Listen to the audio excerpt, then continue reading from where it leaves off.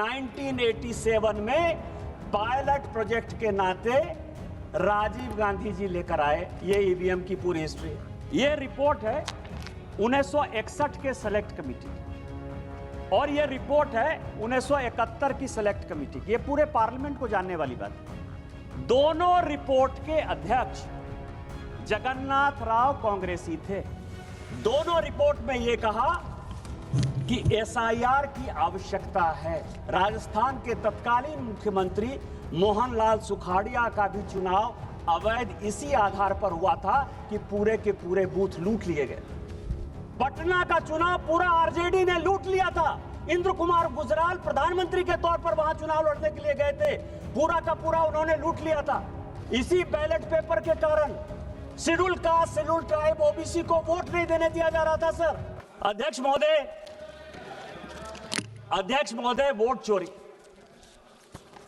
और एसआईआर, ये पूरा डॉक्यूमेंट जो है राहुल गांधी के लिए ही लेके आया। ये 1980 का, अध्यक्ष महोदय, ये 1980 का कांग्रेस का, ये क्या करना चाहते हैं ये देश को जानने वाला विषय है सर। और मैं सबसे पहले ये बताऊंगा, ये 1980 का जवाब है पी शिवशंकर का, कांग्रेस के मंत्री थे। इंद्रजीत गुप्ता जो है उन्होंने प्रश्न पूछा और ये कॉन्स्टिट्यूएंसी वाइज बिहार का ही चुनाव, चूंकि अभी डॉक्टर संजय जायसवाल बोल रहे थे, बिहार के काफी लोग बोले कि एसआईआर के बाद हम बड़े बहुमत से जीत कर आए हैं। आपको आश्चर्य होगा सर कि 324 की विधानसभा थी, 324 की, पूरे लिस्ट के साथ है, मैंने नहीं दिया, वो पी शिवशंकर ने इस फ्लोर पर दिया है। 81 विधानसभा में दोबारा पोल करना पड़ा, काउंटर मांड हुआ था। और इस 81 विधानसभा में यदि आप कहेंगे तो उसका नाम पढ़ दूंगा सर।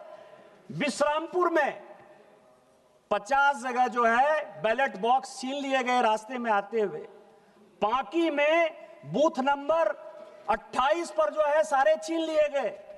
रफीगंज में, नोखा में, भभुआ में, दिनारा में, कारातरी में, मसरख में, बख्तियारपुर में, बाढ़ में, 81 जगह पर चुनाव काउंटर मांड हुआ था सर।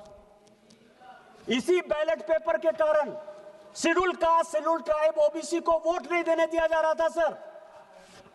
आज क्या फिर से वही वापस आना चाहते हैं?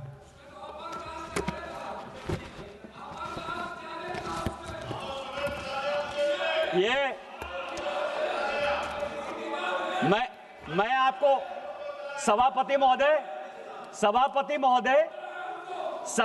महोदय, ये सभी लोगों ने कांग्रेस से लेकर डीएमके, डीएमके से लेकर टीएमसी तक, वाईएसआर, सीपी ने जो है ईवीएम की बात की। ये ईवीएम की पूरी हिस्ट्री लेकर आओ सर, पूरी हिस्ट्री है।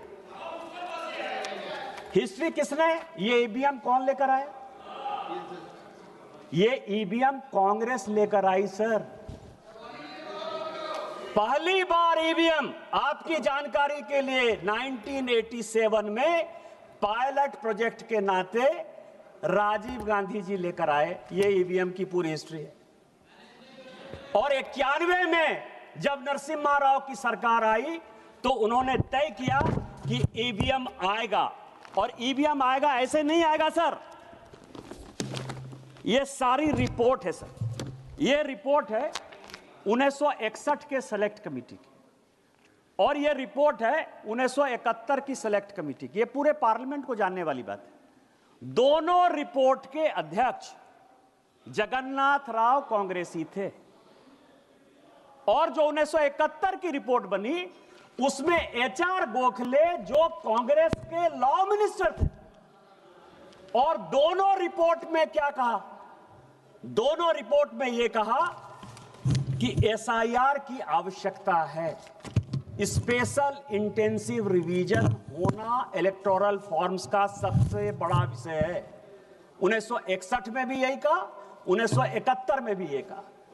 और दूसरी बात कही 1961 में कि चुनाव इलेक्ट्रॉनिक वोटिंग मशीन से होनी चाहिए, क्योंकि राजस्थान के तत्कालीन, जिस राज्य से आप आते हैं सर, राजस्थान के तत्कालीन मुख्यमंत्री मोहनलाल सुखाड़िया का भी चुनाव अवैध इसी आधार पर हुआ था कि पूरे के पूरे बूथ लूट लिए गए।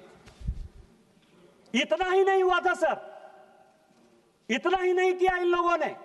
यदि चौटाला की बात करें तो पूरा का पूरा मेहम का चुनाव काउंटरमांड हो गया था। पटना का चुनाव पूरा आरजेडी ने लूट लिया था।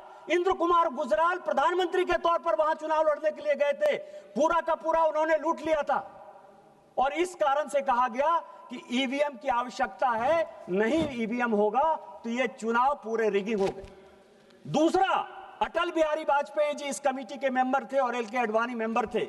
उन्होंने कहा कि बूथ वाइज ही काउंटिंग करो, क्योंकि आप लोग जब चुनाव के रोल को घुमाते हो तो उसमें बूथ से पता नहीं चलता है।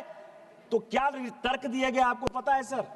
यह तर्क यह दिया गया कि बूथ वाइज यदि काउंटिंग करने लगेंगे तो जितने ये गुंडे बदमाश मवाली हैं वो वोटरों को मारेंगे। इसीलिए आपको ध्यान हो, उस वक्त काउंटिंग वो होती थी जिसमें कि सभी बूथों को मिला दिया जाता था और जिसमें इनको रिगिंग करने की सबसे बड़ी सुविधा होती सर।